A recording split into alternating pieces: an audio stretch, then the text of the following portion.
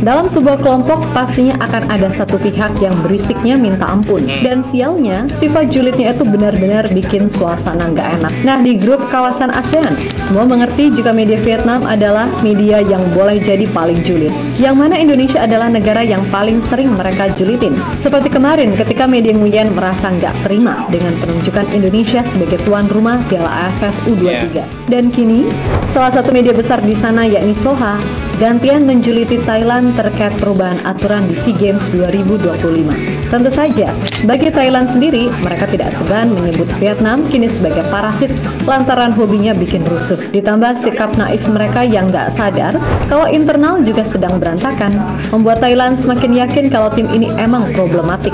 Seperti tidak ada habisnya Lur ya kalau kita membahas tentang timnas Vietnam, karena memang tim yang satu ini sangatlah julid Lur. Seperti kita tahu mereka telah pernah menjelek-jelekan timnas Indonesia. Kali ini ada negara Thailand yang sama-sama dijuliti oleh tim Vietnam itu sendiri. Gimana berita lanjutannya? Yuk kita langsung simak video sama-sama. Check it out.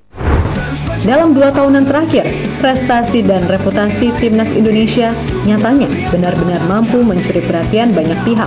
Bahkan dengan segala torehan luar biasa yang dicapai oleh skuad Garuda, membuat banyak media internasional merasa takjub. Sebab semua tahu, sebelumnya Indonesia benar-benar menjadi negara pesakitan terutama ketika mendapat sanksi FIFA. Namun pelan-pelan segalanya berubah jadi lebih baik. Jelas melihat segala perubahan yang terjadi dengan timnas Indonesia, pelan-pelan membuat tim-tim lain di ASEAN yang sedang dalam fase berkembang, macam Kamboja, Laos, Brunei, hingga Malaysia, menjadikan Indonesia sebagai acuan untuk maju.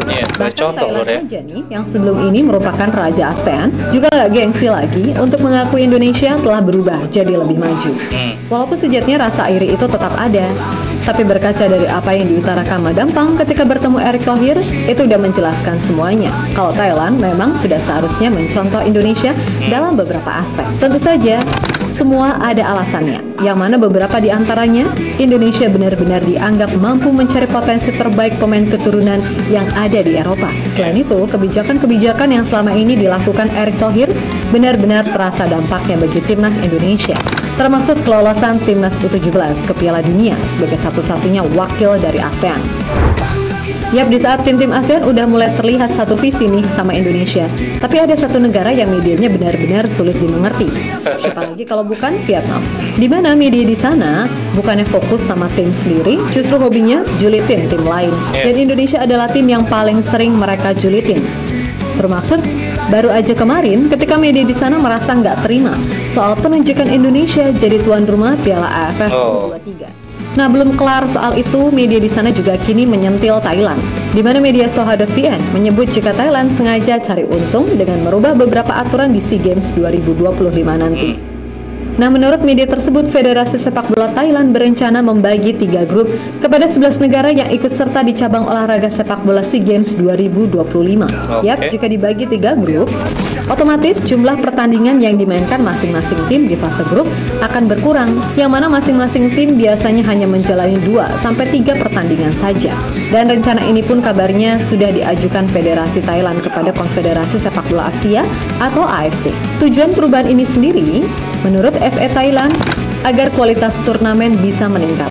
Karena sebelumnya di SEA Games 2023 itu cuma dibagi 2 grup, yang mana masing-masing grupnya berisikan 5 tim. Alhasil, masing-masing tim saat itu menjalani 4 pertandingan di fase grup. Akibatnya, masing-masing tim bermain setiap 2 hari sekali, sehingga kualitas permainan jadi menurun akibat kebugaran yang capean ya. Tuan rumah Thailand berencana melakukan serangkaian perubahan demi mendapatkan keuntungan besar di sepak bola putra SEA Games 2023. Sebelum kita masuk ke pembahasan selanjutnya, Lur, di sini harusnya tim Vietnam itu selalu mendukung ya apapun yang diadakan oleh tim sepak bola di Asia. Siapapun yang ditunjuk untuk menjadi tuan rumah harusnya tetap mendukung. Toh Vietnam juga sekarang kan sudah menjuarai Piala AFF tahun 2025 ini, Lur ya.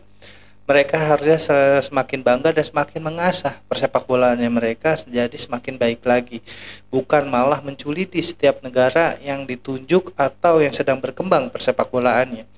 Sepertinya Vietnam ini tidak mau bersaing secara normal atau secara biasa, Lur ya. Sepertinya mereka tuh seperti Bahrain juga, Lur ya, ingin banyak sekali kecurangan-kecurangan yang pengen mereka lakukan atau kejulit-julitan yang mereka ingin lakukan kepada tim-tim.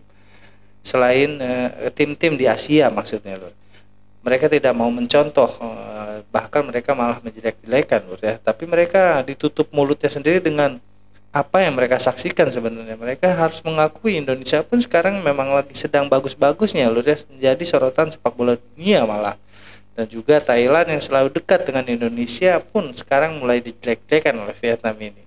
Nggak tahu gimana jalan pikiran ya Lur ya. Kita lanjut. Tulis judul dalam artikel yang dibuat soha.vn. Yap, jika dilihat sesama, sebenarnya apa yang dipikirkan FA Thailand cukup masuk akal. Karena dengan jarak match yang terlalu dekat, pemain jadi lebih rentan cedera, serta pastinya mudah drop staminanya. Sehingga permainannya pun juga nggak maksimal. Ibaratnya gini, mau sebagus apapun taktiknya, kalau pemainnya meletre ya nggak bakal jalan, kan gitu. Makanya, kok masalah gini media Vietnam justru mempermasalahkan, padahal tujuannya bagus, yang mana orientasinya adalah peningkatan level kompetitif.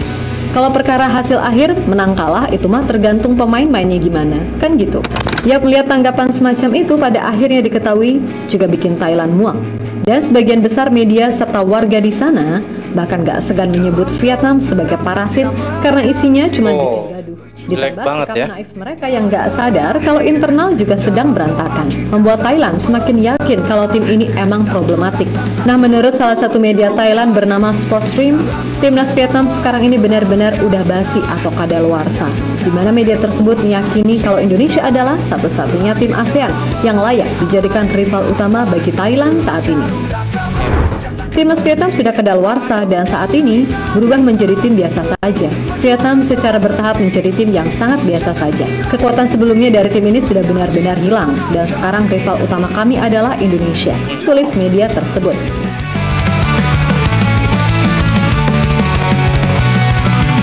Itu kan dengan kejulidan yang dilemparkan kepada tim-tim di Asia, malah Vietnam sendiri yang dianggap sudah menurun dan juga tidak baik persepak bolaannya. Itu karena memang mereka tidak mau mengakui ya, setiap negara yang sedang maju persepak bolaannya, mereka tetap ingin dianggap paling hebat atau semakin bagaimana Lur ya. Padahal mereka sendiri dunia adalah tim yang paling kuat di Asia Lur ya. Harusnya mereka lebih mengasah dan juga lebih berinovatif lagi cara mengembangkan timnya sendiri, jangan menggunjing atau malah menghina tim-tim Asia lainnya.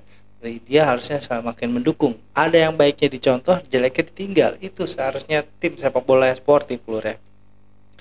Kalau misalnya Vietnam mau seperti itu, mungkin mereka juga bakalan menjadi salah satu tim paling disorot oleh dunia Lur ya. Sayang sekali ini adalah Indonesia yang paling disorot karena memang perubahannya dalam 2 tahun terakhir ini sangatlah luar biasa setelah PSSI dipegang oleh Bapak Erick Thohir.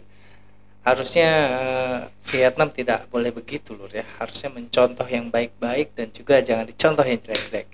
Kita lanjut. Di sisi lain, untuk Indonesia sendiri, ajang ini sepertinya akan dijadikan sebagai ajang yang pas untuk regenerasi. Meskipun targetnya pasti adalah mempertahankan medali emas. Yap, terlepas dari apapun, secara umum, kini Indonesia benar-benar dijadikan sebagai acuan maju bagi tim-tim ASEAN lainnya. Iya pasti. Termasuk pastinya Thailand yang udah nggak gengsi lagi mengakui itu. Dan harusnya Vietnam juga nggak perlu tengsin sih buat melakukan hal yang sama. Tapi ya gimana, media dan orang-orang di sana kayaknya sulit pol mengakui itu. Apalagi media Nguyen Mania tuh, walau isinya julid sana sini. Nah, ketimbang julitin negara lain nih, kenapa nggak julitin tuh federasinya sendiri atau pemainnya sendiri?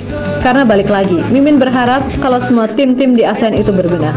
Karena apa? Ya biar tim-tim ASEAN nggak lagi dipandang sebelah mata secara terus-menerus oleh tim-tim besar di Asia. Iya Lur ya. Harusnya mereka tuh tidak usah malu mentah-mentah mereka. Nah, tadinya salah satu tim terbesar di Asia atau terkuat di Asia, sekarang malah berbalik. Timnas Indonesia yang dulunya dianggap remeh sekarang menjadi tim yang paling disorot oleh dunia. Seharusnya kalau misalnya Asia persepak bolaannya mau maju, mereka harusnya mencontoh Lur ya. Ambil yang baik-baik dan buang yang jelek-jelek. Seperti Vietnam, harusnya nggak usah malu-malu, belajar dari setiap tim itu pasti ada pelajaran Lur ya, maupun itu dari Malaysia, Thailand, Indonesia ataupun Myanmar, manapun itu. Kita contoh yang baik-baik, kita maju bersama, jangan malah yang maju dijelek-jelekan atau malah ditindas Lur ya. Harusnya semakin didukung dan juga semakin dicontoh gimana caranya Asia ini dipandang persepak bolaan oleh dunia Lur ya. Eropa pun sekarang sudah mulai mandang persepak bolaan ini di Asia ini sedang maju-majunya Lur ya. Harusnya tim Vietnam sendiri mendukung bukan malah menyemooh, itu yang kita harapkan malah itu. Itulah tapi tetap aja di dalam persaingan persepak bola atau ASEAN ini pasti ada yang ingin selalu dibangga-banggakan. Sekian reaction dari gue kali ini Lur, kurang lebih gue minta maaf. Assalamualaikum warahmatullahi wabarakatuh.